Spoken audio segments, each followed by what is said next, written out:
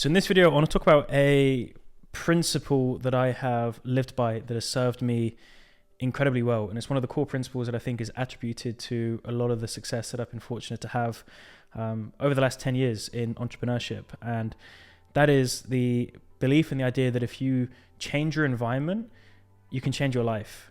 And this is something I first learned from Tony Robbins, who, for those that don't know, was a huge influence on my life early on and still to this day. And I attended the first Tony seminar I attended. I must have been 15 years old or 16 years old, Unleash the Power Within. And one of the core principles he teaches is that proximity is power, and that you should pay whatever price you can to get in proximity with extraordinary people, because that's where the magic can happen in life. And in this video, I want to share my experiences and how creating and getting into amazing environments has allowed me to grow as an individual and allow me to have success in certain areas of my life.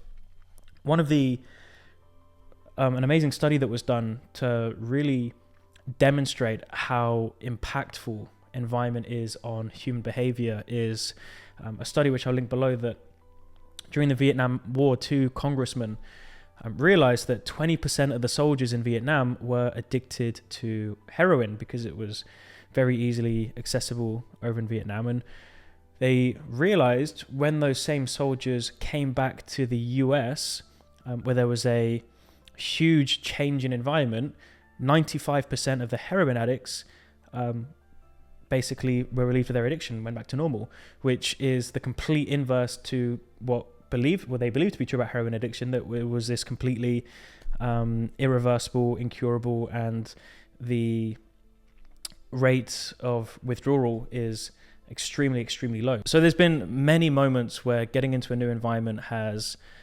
caused a huge inflection point in my life and in my growth. And one of these stories, one of these examples, I don't think I've told this anywhere before. Starting right at the beginning, I left school, didn't go to university, obviously went into the property thing, was doing well. One of my best friends at the time, Jordan, he went to university and he was studying law, but wasn't really enjoying it too much, wanted to kind of start his own business, make some money. And at the time, we were both watching Tai Lopez on Snapchat. For those that maybe remember those days where Snapchat was much bigger in the UK, Tai Lopez was there posting every single day, and he was promoting a social media marketing agency course, essentially how to make money by starting a social media agency. And Tai Lopez was like one of the first people to do this. So like a £500 course. And I remember Jordan really wanted to do it. And so I offered, because I was earning money at the time, he was a student, I offered to buy the program for him. And I just said, look, as a friend, pay me back whenever you can pay me back. I trust that you're going to do great things with this. And he did. He actually still graduated and has a hugely successful marketing agency now many years later, and got results off the back of that program. But the point being is that program led him down the rabbit hole of social media marketing agencies. And off the back of Tai Lopez, he also came across, who's now a good friend of mine, Iman Gaji. And I didn't know who Iman was at the time. This was way before he was hugely, much bigger on socials. And I remember speaking to Jordan saying, I want to do some more stuff online. Want to run some Facebook ads, etc. He said, you should reach out to this guy online called Iman Gaji. And I was like, who's this Iman guy? So I come across his Instagram, whatever, drop him a DM saying, hey, love what you're doing, would love to connect. He replies back, says, let's jump on a call this Friday. So that Friday at, I think it was like 4 or 5 p.m., I jump on a discovery call with him. I kind of tell him, look, I'm doing this online stuff as well and want to some help with Facebook ads, because at the time Iman was running his Facebook ads agency. And we had a great conversation. We connected, and back then, I was in a mindset where if I can make like £10,000 a month is a lot of money. The environment that I existed in a small town in the Midlands, a place called Rugby, £10,000 a month was a lot of money. If you're earning 6 figures a year, you are in the upper echelon, you're in the top 1%. And bear in mind, I was 23 as well. To kind of make that money at that age is a huge achievement. And I saw, obviously, Iman was doing very well. And at the end of this call, he says to me, by the way, bro, what are you doing tonight? And this was a Friday night. I was obviously living back in Rugby and I didn't have any plans. And I said, no plans. What do you have in mind? He said, well, I'm doing like a house party or drinks at my place tonight, and a lot of my entrepreneurial friends are coming. It's going to be a great vibe. Would love to meet you. You should come. And in the back of my mind, I thought proximity is power. Do whatever you can to get in proximity with great people, with successful people. And so I jumped in my car, packed a bag, and drove straight down. But the thing is, that call must have finished around like 5 or 6 p.m. He says, get to mine for like 8 p.m. And I live 2 hours away from London, and it was like a 2-hour stretch, a 2-hour drive. So I jumped in my car, I had a Range Rover at the time, bombed it down to London, booked a hotel on the way.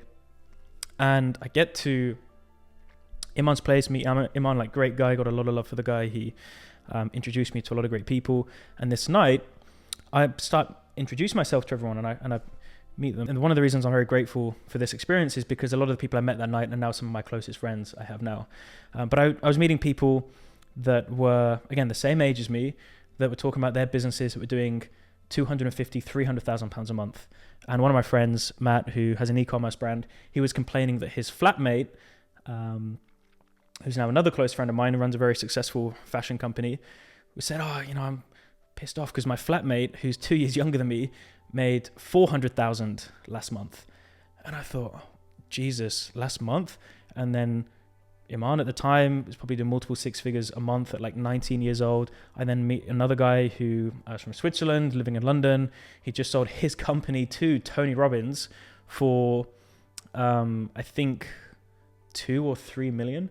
And again, was like 24, 25 years old. And there was like so many examples of this where suddenly my standard of what is a lot or what is success got just shrunk and became minute. And then more importantly, my idea of what's possible completely shifted, because one of the most empowering belief systems I think you can have is the belief that what one person can do, I can do, where you can look at someone that has extraordinary results and you can have the self-belief that if they can do it, because that individual has access to the same information, the same resources as me, if they can do it, I can do it. And that's the belief system that I held true and I believe to be true.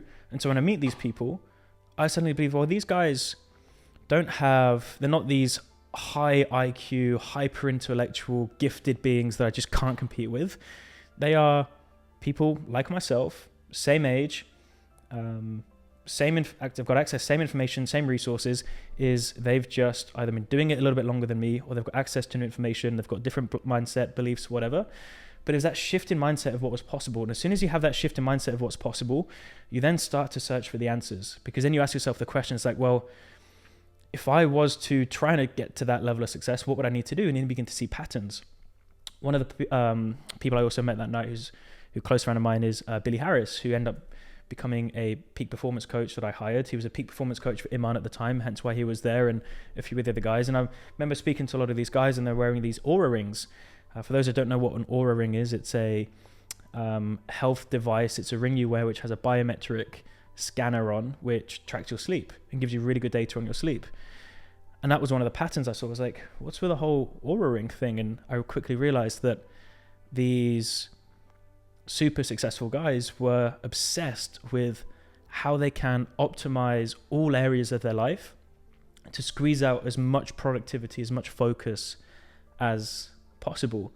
And they were working with people like Billy. They were paying people like Billy a lot of money to help them unlock that next level of focus by improving and optimizing different variables in their life. And so I ended up working with Billy, and that made a huge impact in my business as well. So that was like one story of how getting into a new environment just completely shifts your mindset. Another thing is, I've just come back from the gym.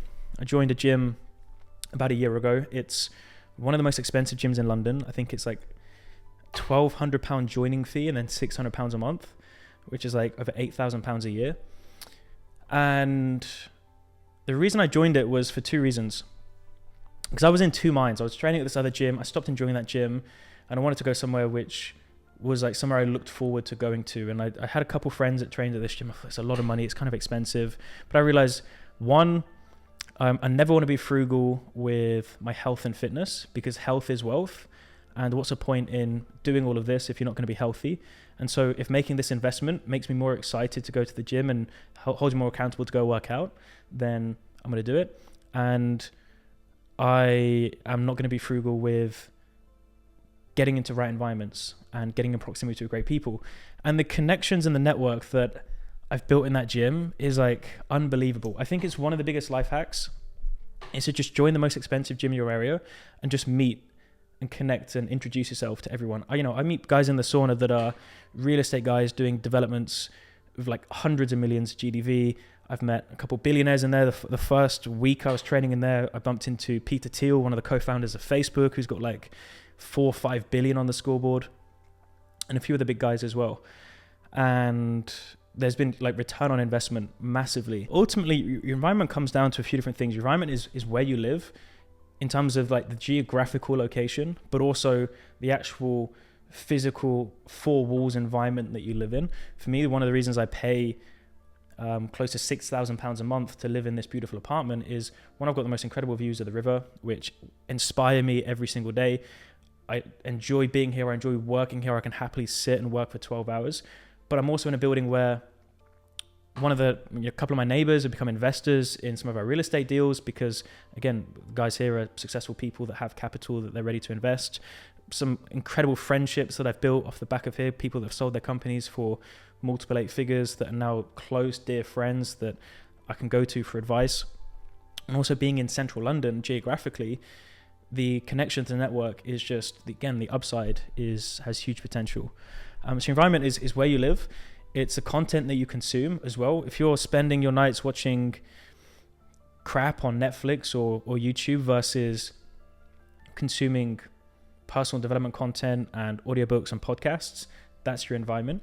And your environment is also who you spend time with, which I think is one of the most important ones. One of the best examples I can think of when it comes to the importance of hanging around with the right people is if you were to go to the beach, and let's say you're in average shape, you average physical condition where you're not necessarily in good shape, you're not necessarily in bad shape. And let's say you went to the beach with 5 guys who were overweight, borderline obese.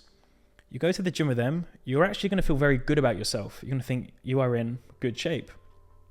Whereas if you went to the beach with 5 guys that were in elite physical condition, that were just absolutely ripped, sub 8% body fat, with, muscles, whatever, you are going to feel very motivated to get back in the gym and get in great physical shape, because who you spend time with completely dictates your standards of what you think is good, what you think is bad, what you think is normal.